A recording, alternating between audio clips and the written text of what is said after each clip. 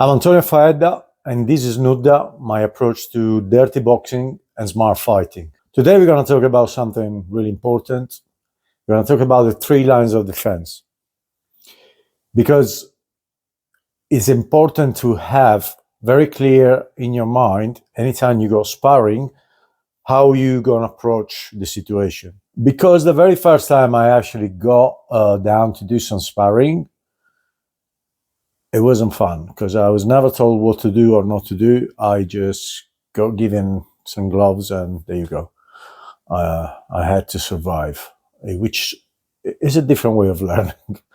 I like a more intelligent and structured approach. So this video is gonna talk about that. Let's have a look.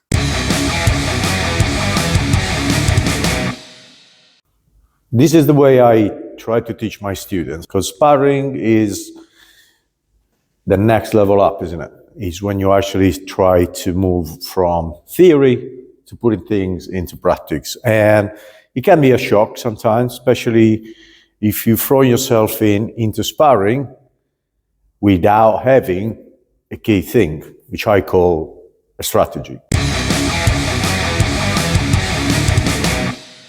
So the first line of defense for me is movement. Movement is everything. So to put it into simple words, if someone throws a bomb, the last place I want to be is here. We specialize in close quarter fighting, yes, but you don't start fighting straight away on the spot. And very often the fight doesn't go where you want it to go. You have to be clever about it. So if you don't know movement, then you are stuck. And everything feels and becomes forced because all you want to do is crush in and do your dirty boxing. So movement first, yeah, no ifs and no buts about it. The second line of defense, the evasion. So you need to learn how to move your head in a way that is not an easy target. And evasions are a great way to avoiding that and to always make your opponent think. So moving your head away out of the central line is a must. The third line of defense is blocks and counters. With blocks and counters, where everything else fails, so again, you prioritize your movement, your evasion, and then when these two fail, you rely on your frames. Yeah, that's when you start using your hands and your arms to block punches. It's an excellent way of dealing with an attack, but if you don't combine it with movement and evasion, then it becomes passive. And that's really important, guys. Don't be a passive target. Yeah, so don't always just rely on blocks. Yeah, it's not a good idea. You become predictable.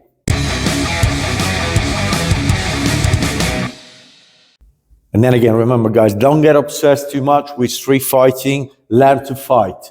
And street fighting will take care of itself. If you have skills, you're going to bring into a street fight. Something good will happen if you are prepared. Okay, so don't focus too much on that. That's negativity, that's violence. Yes, you want to be training just in case anything bad happens, but the only way to actually develop those skills is to have a smart strategy.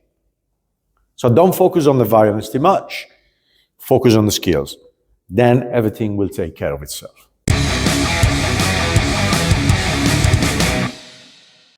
I hope you enjoyed this video. Please like, subscribe, and leave a comment below.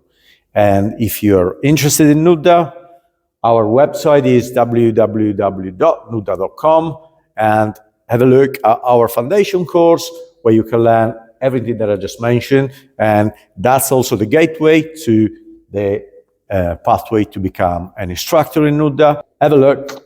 And by all means, guys, when you leave a comment below, I'm open to any discussion you might have. But please keep it civil, keep it courteous, because no one is interested in dealing with a keyboard warrior.